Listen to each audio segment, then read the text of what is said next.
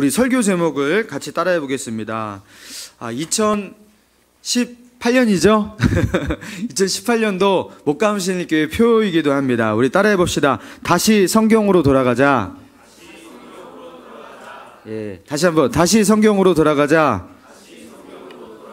네, 다시 성경으로 돌아가자라는 제목으로 우리 2018년도 또 주제와 이 표 우리 문구이기도 한데요. 이 제목을 가지고 우리 시편의 말씀을 중심으로 같이 은혜를 나누기 원합니다. 우리 강단 배경이 예쁘죠? 예, 저 너무 마음에 들어요. 여기서 살고 싶은 그런 마음이 듭니다. 그래서 우리 김현진 집사님께서 수고해 주셔갖고 또 이렇게 저희 교회에 이렇게 은사 있고 달란트 있는 분들이 많아서 너무 섬김에 감사합니다. 작년도 통계청에서 청소년을 대상으로 결혼에 대한 인식도를 조사했대요. 근데 청소년들의 응답자의 61.7%가 결혼하지 않아도 함께 살 수 있다. 그러니까 결혼하지 않고 동거 생활을 해도 된다라고 61.7%가 응답했어요. 대단하지 않습니까?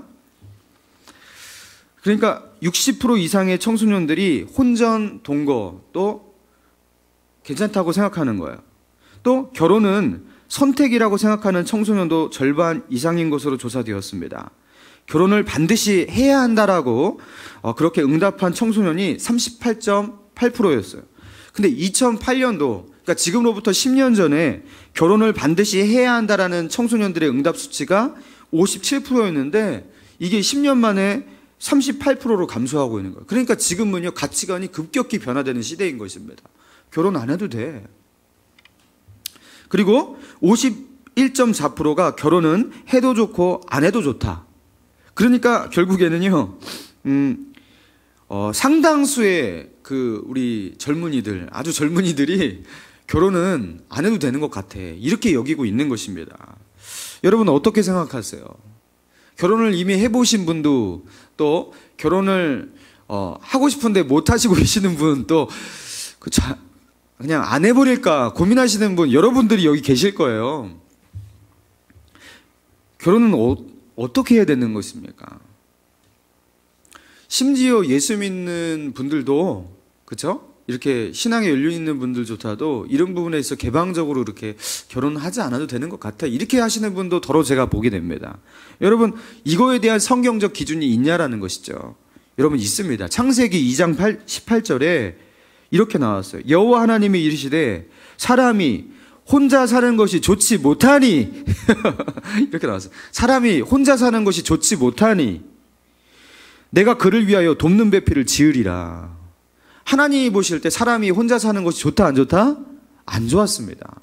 그러니까 하나님이 보실 때 여러분 가장 객관적이고 가장 정확한 시각 아니겠습니까? 하나님이 사람을 보실 때 아담 혼자 있는 것이 안 좋아 보였습니다. 그래서 이렇게 하는 것은 안 좋다. 그래서 하나님께서 더 좋은 하나님의 방법과 또 하나님의 계획을 가지고서 결혼이란 제도를 만드셔서 또 남자와 여자를 만드셔서 그렇게 하신 거예요. 여러분 그래서 결혼은 당연히 하는 게 좋고요. 기독교적인 결혼에 대한 신념은 결혼은 해야 한다라는 거예요. 여러분 결혼을 하지 않으면은 애는 어떻게 낳고 애를 안 낳으면 어떻게 인류가 지속되겠습니까? 그리고 하나님의 나라가 어떻게 이루어지겠습니까? 근본적으로 결혼이라는 제도는요, 복음과도 긴밀한 상관성이 있는 것입니다. 여러분 또 혼전 순결에 대한 참 혼란이 있잖아요. 혼전 순결을 지키는 청춘 남녀가 거의 없는 시대예요. 여러분 그러니까 많은 사람들이 이것을 지키지 않고 기준이 무너지기 때문에 우리 예수 믿는 사람들도 때로는 연애를 하다가 어차피 이 사람과 결혼하고 미래를 기약할 사람이라면 굳이 혼전 순결을 할 필요 없지 않는가? 여러분 이렇게 생각할 때가 있습니다. 여러분 그런데 성경에서는 어떻게 말해요? 성경에서는 결혼이라는 제도를 통과하지 않고 잠자리를 가지면 그것을 뭐라고 합니까? 음란이라고 간음이라고 정의하고 있는 거예요. 하나님은 그것을 죄악으로 여기는 것입니다. 내 생각에는 이렇다 저렇다 세상은 그렇게 말할 수 있어요. 그렇죠? 심지어 교회 안에서도 내 생각에는 이런 것 같아 저런 것 같아 말할 수 있어요. 여러분 그 모든 사람의 생각 우리에게는 그렇게 중요하지 않습니다. 여러분 왜 그렇습니까? 우리에게는 기준이 있잖아요. 그 기준이 어디에서 찾아지는 것이죠? 세상 사람들은요, 천국이 있다, 지옥이 있다, 자기 나름대로 말하지만 대부분 사람들이, 그렇죠, 천국과 지옥을 누가 믿습니까? 밖에 나가보세요. 천국이 있다고 생각하십니까? 지옥이 있다고 생각하십니까? 다 없다고요. 많은 사람들이 그렇게 천국과 지옥이 없다고 그렇게 말하니까 나도 그런 것 같아, 이렇게 하실 거예요? 아니잖아요. 여러분, 우리는 기준을 어디서 찾냐면 성경에서 찾고 있는 것입니다. 성경이 우리에게 기준을 제시하고 있고 우리가 어떻게 살아야 하는지를 성경이 말하고 있는 것이죠. 여러분, 성경이 우리에게 얼마나 큰 위로인지 몰라요. 처음에 제가 이렇게 성경책을 봤을 때 성경이 한글로 되어 있어요. 한글로. 아니, 천상에 있는 하나님의 말씀이 어떻게 한글로 되어 있어요? 이게 놀라움인 거죠. 우리가 읽을 수 있도록 하나님께서 당신의 말씀을 이렇게 기록하셨다라는 것, 여러분, 이게 얼마나 큰 은혜입니까? 그래서 우리가 언제나 이 성경에 시간을 내어서 성경을 보면 하나님의 말씀을 들을 수가 있고, 이것을 차분히 읽어가면서 묵상하면요, IQ가 100 정도 되는 사람은 웬만하면 다 이해가 되는 말씀들이에요.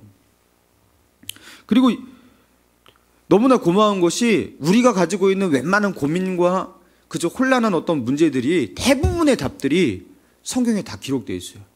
우리가 이것을 읽지 않고 찾지 않아서 그러지 대부분 우리의 모든 고민에 대한 답이 여기에 제시되어 있다는 거예요. 여러분, 얼마나 감사합니까? 여러분, 그래서 우리가 성경으로 돌아가서 하나님의 말씀에 귀를 기울인다는 것은 무엇을 말하는 거냐면 하나님께로 돌아간다는 거예요. 여러분, 성경으로 돌아간다. 그것은 하나님께로 돌아간다는 거예요. 여러분, 성경을 가까이 하는 사람이 하나님과 멀리 있는 사람 본 적 있으세요? 하나님의 말씀을 사랑하는데 하나님을 안 사랑해. 여러분, 그런 분 본 적 있으세요? 그리고 또 반대로 성경을 멀리해요. 성경을 죽어도 읽지 않고 성경을 안 읽고 성경을 재미없어 하는 사람이 하나님과 가까이 있는 사람 본 적 있으세요? 그것도 없어요. 여러분, 성경과 가까이 하는 것은요, 하나님과 가까이 하는 것과 거의 비례합니다. 내가 하나님의 말씀을 사랑하는 것이 곧 하나님을 사랑하는 것과 비례해요. 여러분, 그래서 성경으로 돌아가면 하나님께로 돌아가는 것이. 제가 중학교 3학년 때 한 번은 찬양 집회에 참여한 적이 있어요. 찬양 집회에 참여해갖고 거기서 하나님의 임재를 느끼고 하나님을 온몸으로 경험하고 싶었어요. 그래서 막 두 손을 들고 예수 우리 왕이여 이곳에 오셔서 보좌로 내게 임하여 주셔서 하나님을 온몸으로 경험하게 하시고 막 불의 사자가 되게 없어서 막 그렇게 하나님을 경험하고 눈으로 본 바와 같이 귀로 듣는 것과 같이 하나님을 경험하게 없어서 막 그렇게 열정적으로 하나님을 갈구했거든요. 저는 그때 그런 마음이 있었어요. 하나님을 내 눈으로 보고 하나님을 내 손으로 만지고 하나님을 내 귀로 듣고 그렇게 하면 내가 얼마나 뜨겁게 하나님을 섬길 수 있을까. 그런 마음으로 하나님께 막 간절히 나아갔었거든요. 근데 그렇게 하나님을 간절히 찾는데 그때 이게 귀로 분명히 들리는 게 아닌데 어디선가 또렷한 음성이 저한테 들렸어요. 그 내적 음성이라고 하잖아요. 그게 무엇이었냐면 대성아 성경을 읽어라 했어요. 찬양을 하고 있는데 난데없이 대성아 성경을 읽어라. 그래서 또다시 하나님 성경은요, 제가 지금도 간혹 읽고 있고 어렵고 그리고 그거는 딴 얘기, 딴 나라 얘기 같고 그런 거 말고 지금 이 시간 임하여 주셔서 나로 하여금 하나님을 온몸으로 경험하게 해주세요 하면서 다시 임하게 해달라고 막 기도하고 있는데 그때 대성아 내가 너에게 할 말이 있으니까 성경을 읽어라. 또렷이 이게 들렸어요. 또렷이 들렸어요. 그때 제가 깨달음이 있었습니다. 그 깨달음이 무엇이었냐면 하나님은 성경을 통해서 자신을 찾아가도록 그렇게 정해 놓으셨구나. 하나님을 알고 싶은 사람, 하나님을 사랑하는 사람, 하나님을 알아가기 원하는 어떤 사람에게 하나님은 성경을 통해서 하나님께 나아가라고 그렇게 정해 놓으셨구나. 그래서 하나님을 너무 알고 싶다고 간절히 말하니까 하나님은 저에게요, 성경을 읽어라. 제가 그때부터요, 성경을 진지하게 읽는 사람이 되었던 거예요. 사랑하는 여러분, 하나님을 잘 믿기 원하십니까? 성경을 읽으셔야 됩니다. 따라해 봅시다. 다시 성경으로 돌아가자. 다시 성경으로 돌아가자. 예, 한 번도 성경으로 돌아간 적이 없는데 다시라는 말을 해서 여러분 민망하신 분 계시죠? 한 번도 성경으로 간 적이 없는데 여러분 이제 성경으로 돌아가시기 바랍니다. 여러분 오늘 우리가 살펴보는 119편의 이 시편은요, 신구약 성경을 통틀어서 가장 긴 장이에요. 여러분 그런데 이 119편이 176구절로 이루어졌어요. 대단히 길죠. 성경에 보면 한 49절만 돼도 되게 긴 장인데 176구절 119편 가지고 하루 종일 묵상해도 이게 끝나지 않을 만큼 굉장히 긴 장인데요. 근데 이 176구절로 이루어진 시편 119편의 이 긴 이 말씀이 오로지 하나의 주제를 향해서 나아가고 있다는 거 여러분 아십니까? 아주 일관성 있고 단 하나만을 말하고 있어요. 119편은. 그게 무엇이냐면 하나님의 율법, 하나님의 율례, 주의 법도, 주의 계명 다 똑같은 말이에요. 하나님께서 주신 그 말씀, 그 말씀에 대한 간절한 사모함과 그리고 그 말씀을 지키겠노라고 하는 어떤 결단과 오직 하나님의 말씀에 대한 어떤 그 사모함을 노래하고 있는 것이 시편 119편의 말씀인 것입니다. 이 시편 119편은 다윗이 지었을 것으로 추정이 되는데 확실하진 않아요. 그래서 작자 미상이라고 하는 그 시편인데요. 근데 우리가 분명히 알 수 있는 건 무엇이냐면 이 시편 119편의 말씀을 읽으면 가슴이 뜨거워지는데, 야, 이 사람이 성경을 미치도록 사랑했구나. 이 성경의 말씀을, 이 율법의 말씀을 정말로 사모했던 사람이었구나. 이것이 인생의 전부인 것 마냥 이 책을 들고서 율법의 말씀을 찾아갔던 사람이구나. 이것을 알 수가 있어요. 여러분 176구절 가운데서 율법과 관련이 없는 단어가, 율법과 관련이 있는 단어 뭐예요? 율례, 도, 법도, 다 계명, 다 똑같은 말이잖아요. 그렇죠? 이 단어가 안 들어가 있는 구절이 딱 두 구절밖에 없어. 122절과 132절. 여기에서만 하나님의 율법이나 어떤 그 계명 이런 것과 관련된 단어가 안 들어가 있지, 모든 176구절 대부분 모든 구절에 다 율법, 율례, 도, 법도, 주님의 정의, 공의 다 이런 것들이 다 들어가 있습니다. 그러니까 176구절 전부가 하나님의 말씀을 향해서 나아가는 사랑과 갈구의 고백인 거예요. 여러분 그런데 오늘 우리가 다 묵상할 수가 없고, 오늘은 우리가 읽었던 122절에서 132절, 아니 105절에서 112절의 말씀, 이게 한 연인데요. 이 연 부분을 우리가 묵상하려고 합니다. 우리 먼저 107절을 한번 보겠습니다. 자, 같이 한번 읽을까요? 107절 시작. 나의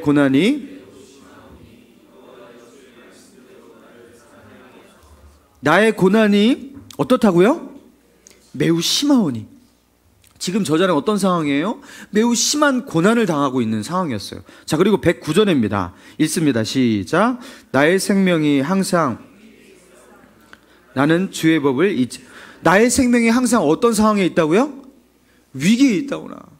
그러니까 이 저자는요, 맨날 위기를 경험하고 있는 그 아슬아슬한 그 위기 속을 겪고 있는 그런 상황이었던 거예요. 그게 전쟁 중인지 또 어떤 상황인지 모르겠지만 그런 위기 속에 있었습니다. 자, 110절을 읽겠습니다. 시작. 악인들이 나를 해하려고 올무를 놓았사오나 나는 주의 법도들에서 떠나지 아니하였나이다. 자, 악인들이 나를 해하려고 어떻게 했다고요? 올무를 놓았다. 올무를 놓았다.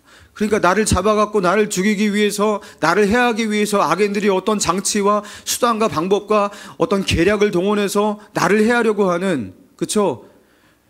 그런 원수와 어떤 치열한 싸움 가운데 있는 그런 상황이었던 것 같습니다. 그러니까 이 지금 저자는요, 지금 어떤 상황이냐면 지금 고난 중에 있고, 그리고 생명의 위기 가운데 있고, 그리고 어떤 악인들이 자기를 음해하려는 그런 계획 속에서, 그렇죠? 그 가운데서, 그 올무 속에서 위기에 처한 상황 가운데서, 그 피말리는 상황 가운데 있었던 거예요. 여러분, 이 시편 119편의 저자가 놓인 상황이 뭔지 이해하시겠죠? 굉장히 불안하고, 그렇죠? 살떨리고, 그렇죠? 그런 상황인 것이에요. 고난의 상황 가운데 있는 것이에요. 자, 그런데 이런 고난과 위기 속에 처해 있는 사람이 하나님께 어떻게 기도해야지 정상일까요? 고난 당하고 있어요. 하나님, 이 고난을 그쳐주세요. 이 고난이 끝나게 해주세요. 그렇게 기도해야 되잖아요. 그리고 이 위기 가운데 나를 건져주십시오. 나를 구원해 주십시오. 내가 도대체 못 살겠습니다. 이렇게 기도해야 되잖아요. 그리고 악인들이 올무를 쳐서 자기를 해하려고 합니다. 누군가로부터 공격을 받고 있습니다. 하나님, 그들로부터 나를 구원해 주시고 저들을 무찌를 수 있도록 인도해 주세요. 이렇게 기도해야지 이게 정상적인 기도예요. 이렇게 기도한 게 틀린 기도가 아니라 대부분의 정상적인 기도라는 거예요. 자, 그런데 이 저자가 단순히 이런 식의 기도를 하고 있지 않다라는 것, 우리가 그것을 주목하는 거예요. 자, 107절을 보겠습니다. 나의 고난이 매우 심하다고 살아남게 해달라고 말하기 전에 저자는요 106절에 이렇게 기도하고 있어요. 자, 106절에 같이 읽습니다. 시작. 주의 의로운 규례들을 지키기로 맹세하고 굳게 정하였나이다. 내가 주님의 규례를 지키기로 맹세하고 굳게 정했습니다. 나의 고난이 매우 심하오니, 이렇게 말하고 있어요. 내가 주의 의로운 규례들을 지키기로 맹세하고 정했습니다. 자, 그리고 109절에 보니까요, 나의 생명이 항상 위기 가운데 있사오니 뭐라고 말하고 있습니까? 주의 법을 잊지 아니하나이다. 여러분, 이게 나의 생명이 위기 가운데 있습니다. 근데 주님의 법을 나는 잊지 않겠습니다. 이게 좀 말이 됩니까? 자, 그리고 110절을 보겠습니다. 악인들이 나를 해하려고 올무를 놓았사오나, 그 뒤에 또 뭐라고 나와요? 나는 주의 법도를 떠나지 아니하였다. 이건 또 무슨 말이에요? 아니, 왜 결론이 죄다 같냐는 것이죠. 주의 규례를 지키기로 맹세하겠습니다. 주의 법을 잊지 않겠습니다. 어떠한 일이라도 주님의 법도들을 떠나지 않겠습니다. 나는 지금 위기고 고난이고 환난이고 악인들이 올무를 놓고 있는데 나는 주의 규례를 지키겠습니다. 주의 법도를 잊지 않겠습니다. 그 법도를 지키기로 맹세하였습니다. 여러분, 이게 도대체 무슨 말이냐고요. 여러분, 이 저자가 가지고 있는 가치관, 그리고 위기와 고난을 당할 때에 그거에 대한 해결책, 여러분, 이것이요, 이 저자가 가지고 있던 어떤 신념이 묻어나는 글귀인 것이에요. 그것이 무엇입니까? 자기가 당하는 어떤 위기와 고난들, 그 악인들이 싸움을 걸어오고 음해하는 그 가운데서 그것에 대한 해결책, 저자는요, 이 모든 거에 대한 답과 그 해결책이 다 어디에 있다고 믿고 있는 것이에요? 하나님의 말씀을 내가 잊지만 않는다면, 내가 그 말씀을 떠나지만 않고, 내가 그 말씀을 굳게 지키기만 한다면, 어떠한 고난과 어떠한 위협과 어떠한 위기 가운데도 나는 절대로 망하지 않고 나는 쓰러지지 않는다라는 깊은 확신이 있는 거예요. 그래서 내가 위기를 당했는데, 위기 가운데 구원해 주십시오, 이렇게 기도하는 게 아니라, 어떻게 기도했어요? 그 위기 가운데서 내가 주의 법을 잊지 않겠습니다. 이 저자가 가지고 있는 인생의 솔루션은요, 다 뭐였어요? 내가 하나님의 말씀만 붙들면 나는 산다.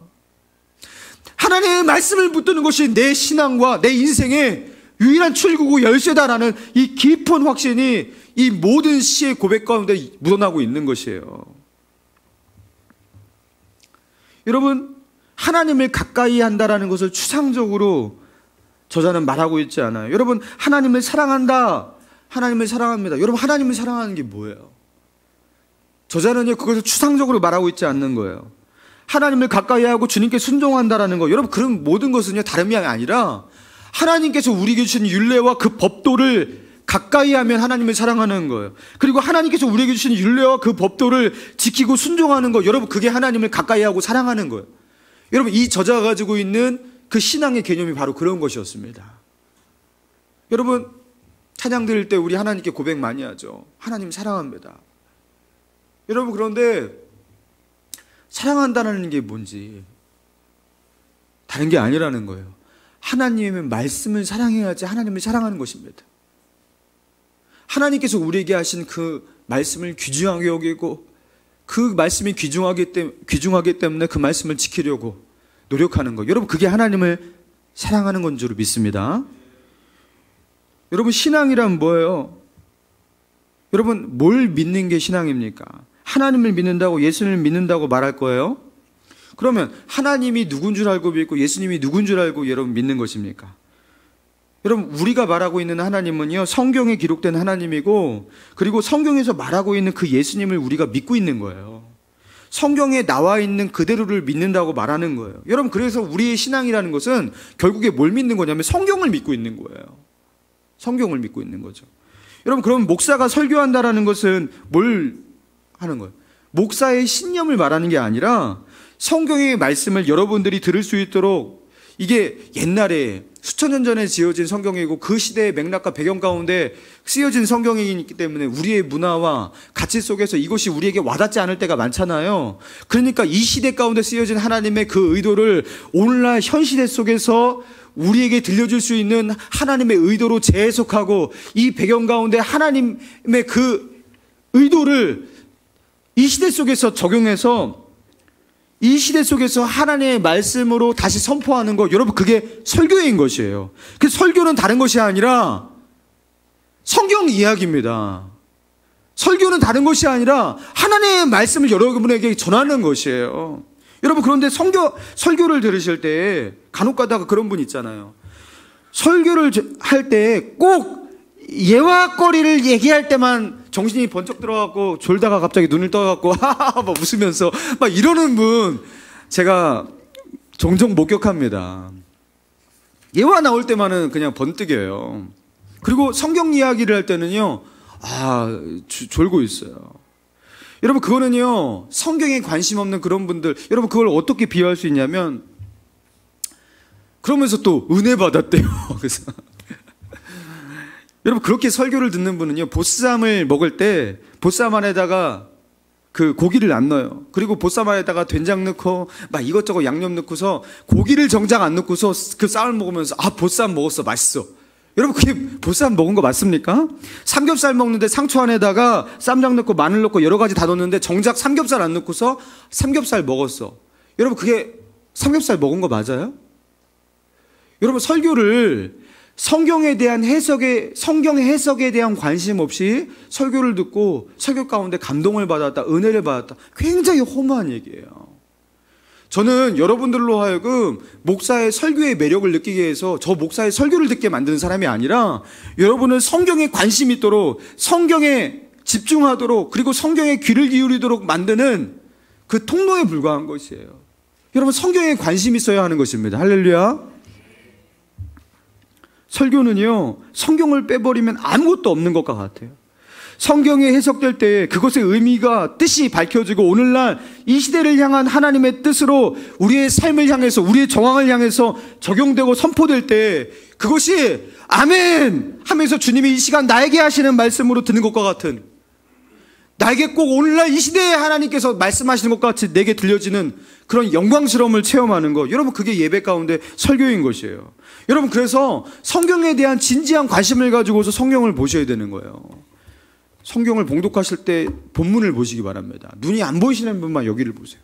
앞뒤 맥락을 보면서 이해하셔야 되는 거예요. 여러분, 그래서 일주일에 한 번 설교 듣고, 그리고 금요칠에 때 또 한 번 더 오시는 분 계시고, 그래서 한두 번 설교를 듣고서 살려고 그래요. 여러분, 그 목말라서 살 수 있습니까? 여러분, 그걸로 살 수 없다라는 거죠.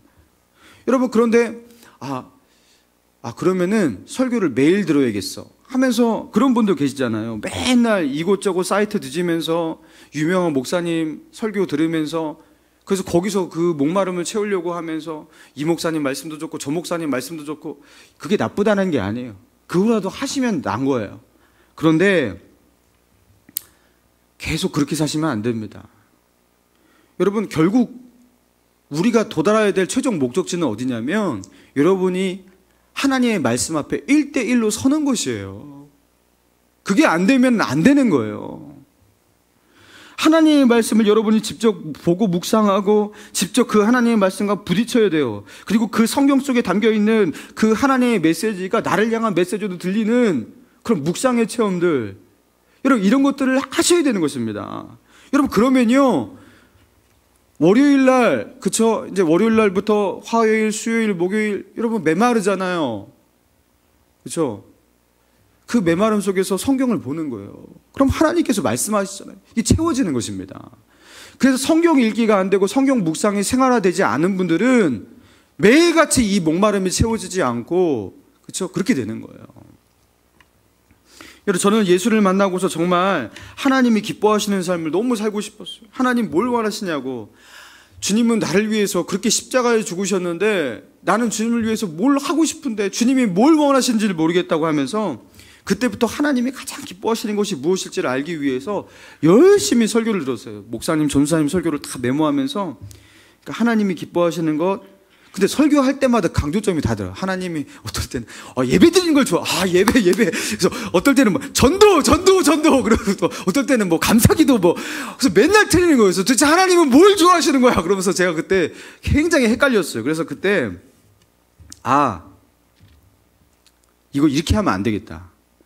내가 이거를 찾아봐야겠다 하면서 그때 제가 들게 된 게 뭐냐면 그때 성경이었어요. 성경. 제가 중학교 그 2학년 3학년 때부터 진지하게 성경을 들고서 읽기 시작했던 거예요. 창세기를 읽는데 조금 재밌었습니다. 창세기가 재밌잖아요, 그죠?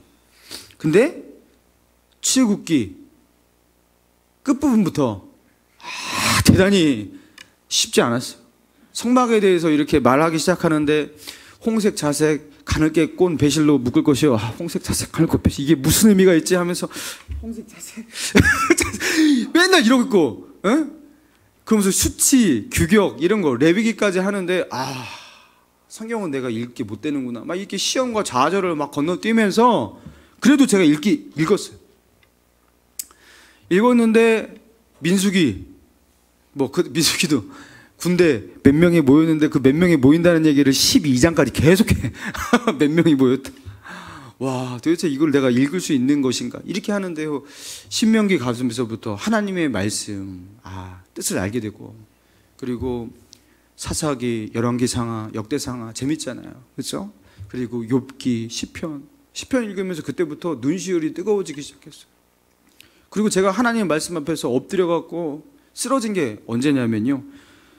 이사야서 53장 읽을 때 예수 그리스도에 대한 예언이 거기에 있는지 제가 몰랐었어요. 그래서 처음 본 말씀이었는데 이사야서 53장 읽을 때 엎드려서 엉엉 울었습니다. 1도 갈 때였어요. 그때부터 제가 성경을 대할 때마다 성경을 보면요, 말씀을 첫 구절 읽는데 그냥 눈물이 흘러요.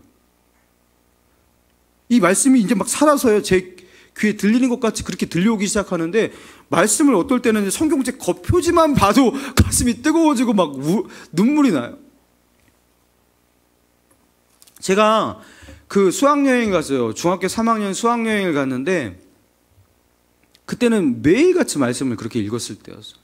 쉬는 시간마다 진짜 거짓말을 하지 않고 중학교 때 쉬는 시간 10분에 5분을 제가 성경책을 읽었어요. 그런데 수학여행 가서 애들이 밤에 이제 소주 까먹고 막 그러잖아요. 그 가운데 성경책을 제가 어떻게 읽냐고. 그 혼탁한 그 분위기 속에서. 근데 성경을 너무 읽고 싶은데 할 수가 없는 거예요. 그래서 이 성경책을 가방에서 꺼내면 애들이 나를 좁힐까? 어떻게 할까? 고민을 하다가 어떻게 했냐면, 나 피곤해서 먼저 잘래 하면서 누워서 가방에서 성경책을 꺼내갖고 제 가슴에 올려놨어요. 이불 속에서. 하나님, 제가 이 성경책을 도저히 여기서 분위기 속에서 읽을 수가 없는데 이 가슴에서 성경책이 내 마음으로 내려오게 해주세요 하면서 성경책을 안고 잤어요. 제가 거짓말하지 않고 성경책을 너무 사랑해갖고 성경책을 제 비계 밑에 놓고 잤어요. 그렇게 성경책이 좋았고, 그리고 하나님의 말씀이 그렇게 저에게 달았고, 한 번은 학교에서 쉬는 시간에 성경책을 읽다가 너무 은혜가 돼서 엉엉 울었어요. 우는데 옆에 있는 친구가 그걸 목격한 거야. 너 왜 우니? 요새 힘드니? 그러는 거예요. 그래서 그걸 성경책 보고서 은혜 받아서 운다. 그럼 얘가 아무것도 못 알아들었고 미친 사람 취급할 거 아니에요. 그래서 이걸 어떻게든 하다가 요새 부모님이 사이가 안 좋으셔. 그러면서 사모님이 안 좋으셔. 그러니까 그렇구나, 힘들구나 하면서 그렇게 넘어가기도 하고요. 그냥 제가 이렇게 눈이 빨개져 있으면 아이들이 너 왜 울었어? 그러면은 자꾸 하품이 나오네. 이렇게 넘어가고요. 제가 이렇게 성경책을 읽었어요. 여러분, 그런데 놀라운 것이 무엇인지 아십니까? 성경을 읽으면 믿음이 저절로 커져요. 확신이 생겨요. 1독할 때, 2독할 때, 3독할 때 저의 신앙이 계속해서 다져지고 견고해지기 시작하는데, 여러분, 수천 년 전부터 살아계시고 역사하셨던 하나님, 그 하나님이 우리의 그 살아있는 사람과 역사와 만나기 시작하면서 그 모든 기록들을 지명과 연대와 사람의 이름 모든 것들을 기록한 사실적 역사가 히스토리로 이렇게 기록이 되어 있는데, 이것을 읽은데 믿음이 안 생길래 안 생길 수가 없어요. 믿음이 강해지는 거예요. 여러분, 그런 일들이 생기는 거예요. 그래서 제가요, 고등학교를 졸업할 때쯤 되니까요, 제 믿음이 어느 정도로 강해졌냐면, 정말 확신 가운데 거하게 들어, 확신 가운데. 성경을 오독했거든요. 여러분, 우리나라에 성경이 처음 들어왔을 때, 저 일본에서 마가복음 번역이 들어오기 시작하고요, 저 압록강을 건너 중국의 선교사를 통해서 누가복음 번역이 들어오고 막 그렇게 했습니다. 그러면서 쪽복음이라고 하죠. 그런 것들이 번역해서 한문으로 된 성경이 들어오고 한글로 된 성경의 번역이 이루어지고 그렇게 들어왔습니다. 자, 저기 북쪽 압록강을 건너서 중국의 선교사였던 로스 선교사, 맥킨타이 선교사가요, 한글 번역 성경을 만들기 위해서 인쇄를 시작하는데, 그것을 인쇄하기 위해서 인쇄 글자를 조합하는 그 식자공, 인쇄공이 있고 이제 식자공이 있는데, 그 글자를 조합해야 찍으니까요, 그 식자공 알바를 구했어요. 그러니까 일할 사람을 구했는데 그 사람의 이름이 김청송이라고 했습니다. 김청송. 근데 이 김청송을 식장으로 구해놓고서 이제 인쇄를 이제 찍어야 되는데, 이 친구가 너무 손이 느린 거예요. 그리고 너무 말귀를 못 알아들는 거예요. 그래갖고 속이 터졌다고 합니다. 그 맥킨다이 선교사가 말하기를 천성이 느린 사람이라고. 그래서 이 김청송에게 인쇄소 식자공을 시킨 것을 너무나 후회할 정도로 그렇게 작업이 너무나 더디게 들어갔다고 합니다. 그런데 이 친구의 특징이 뭐냐면 느리지만 정확해요. 하나 꼼꼼해요. 그래서 이 친구가요, 성경을 인쇄하기 위해서 성경도 모르고 아무것도 모르는 사람이었는데, 그 식자공을 하면서 글자를 맞추면서 성경을 한 줄 한 줄 정확하게 읽으면서 정확하게 그 식자일을 하는 거예요. 근데 이 친구에게 복음을 전하지도 않았고 성경을 가르친 적도 없고 설교를 들은 적도 없고 예배를 드리게 한 적도 없는데, 이 김청송이라는 사람이 식자공을 일을 하다가 예수를 믿고 예수를 영접하게 됩니다. 그러면서 이 맥킨다이 선교사가 깜짝 놀라요. 그냥 선교 인쇄 일을 하다가 그거를 그냥 읽어가다가 그냥 예수를 영접하고 믿게 되는 거예요. 그 누가복음 쪽복음을 읽다가. 여러분, 그런데 이런 일들이 조선 땅에 여러 곳에서 일어났어요. 당시에 조선에 처음으로 복음이 증거될 때 한글 성경으로 한문 성경을 번역하는 일을 했거든요. 그때 한문과 그 한글을 동시에 알고 있는 사람을 이제 또 알바를 구했는데, 평안북도 의주에 살고 있는 조선 사람 백홍준, 이성화, 김진기란 세 사람의 청년을 또 알바로 고용해요. 그러니까 이 친구들에게 한문과 한글을 정확하게 알고 있으니까, 이 선교사님들은 잘 그거를 모르잖아요. 그래갖고 이 친구들에게 한문 성경을 여러 번 읽게 해서 먼저 글의 맥락과 글의 의미를 알게 해서 이것을 번역하는 일을 하는 거예요. 이 친구들도 복음을 전혀 모르는 그냥 문외한들이었습니다. 그냥 성경 번역 알바였어요. 근데 한문 성경을 그 뜻을 이해하기 위해서 한문 성경을 몇 번 읽어보라고 그렇게 시켰는데, 한문 성경을 읽다가 이 친구 세 사람 다 예수님을 영접하고 예수님을 믿게 돼요. 그냥 성경을 그냥 읽다가 아무것도 모르는, 기독교에 대한 아무런 배경 지식이 없는 사람인데도 불구하고 그 당시에 쪽복음을 읽다가 예수를 믿게 된다니까요. 여러분, 성경이 이런 능력이 있습니다. 대한민국 선교는요, 이렇게 특이하게 이루어졌어요.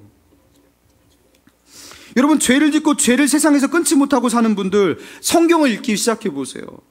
성경 하루에 3장씩 꼬박꼬박 읽으면서 계속 살아보세요. 삶이 어떻게 변하는지.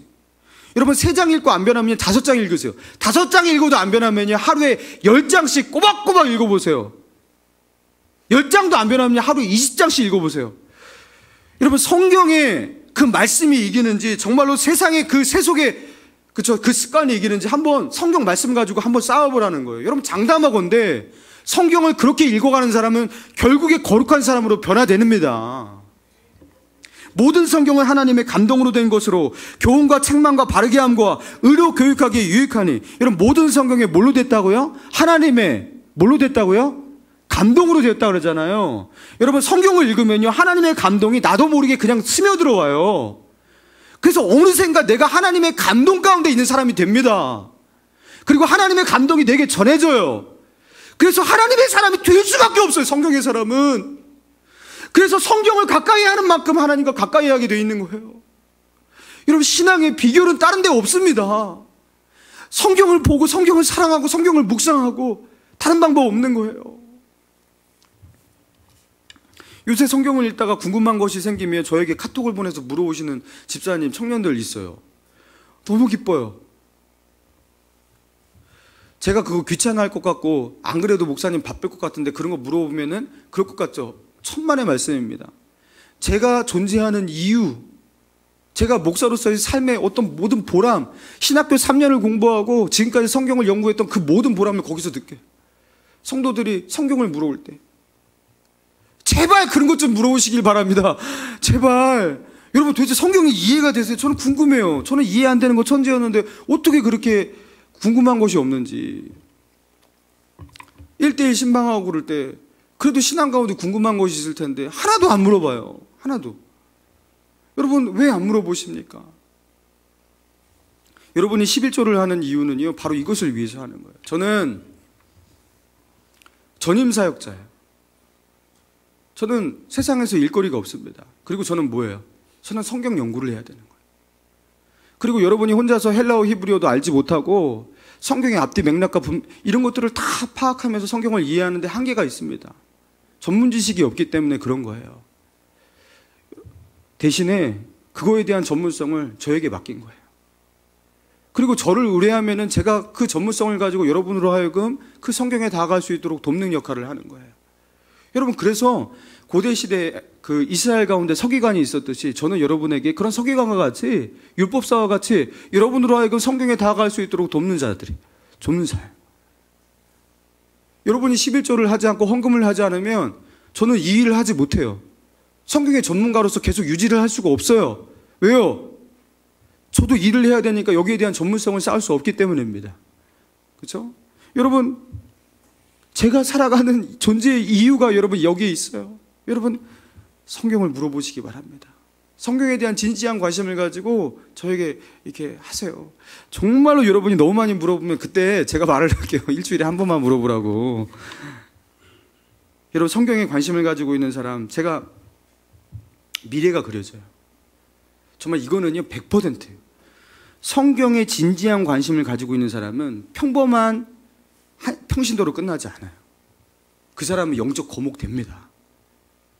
교회 와서 예배 드리는 거 좋아요. 찬양 드릴 때 너무나 좋은 것 같아요. 이 정도로 끝나면 안 돼요. 성경에 대한 진지한 관심으로 나아가야지 그 사람이 영적으로 성장한다라는 것.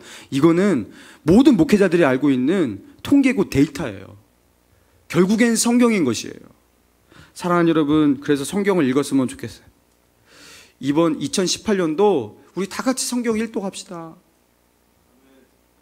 할렐루야. 성경 일독합시다. 성경 일독 그렇게 어렵지 않아요. 그냥 시간 날 때 여러분 스마트폰 보면서 이렇게 하는 것에 10분의 1 정도만 해도 성경 일독합니다. 그렇죠? 여러분, 그래서 오늘부터 리더님들은 소그룹에서 성경을 일주일 동안 몇 장을 읽었는지 체크를 해주세요. 여기 저희 소그룹 교환 밑에다가 각 목장마다 제가 통계를 내드리겠습니다. 누적 통계를 계속 내드리겠습니다. 그래서 이게 반기 6개월 단위로 제가 소정의 포상을 할 수 있도록 지정부에게 의뢰를 하겠습니다. 성경을 사랑하는 목장, 그 인원수 대비로 하겠습니다. 불평등하지 않게. 그래서 여러분 성경을 그렇게 읽어주셨으면 좋겠고, 오늘부터 가능하면 창세기부터, 그 창세기가 너무 어려운 분은 신약부터 읽고 다시 창세기로 가도 됩니다. 그래서 다시 성경을 읽어가는 저와 여러분 되게 바랍니다. 우리 같이 우리 주제의 말씀이기도 합니다. 시편 119편 105절의 말씀을 같이 읽고 설교를 마치겠습니다. 119편 105절 시작. 주의 말씀은 내 발의 등이요 내 길의 빛이니이다. 자, 같이 따라해 봅시다. 다시 성경으로 돌아가자. 자, 옆에 있는 분에게 이렇게 권고합시다. 다시 성경으로 돌아갑시다. 자, 이렇게 권고합시다. 이제 성경으로 돌아갑시다. 예, 우리 성경으로 돌아갑시다. 우리 시간이 지났기 때문에 제가 축복 기도하고 우리 예배를 마치도록 하겠습니다.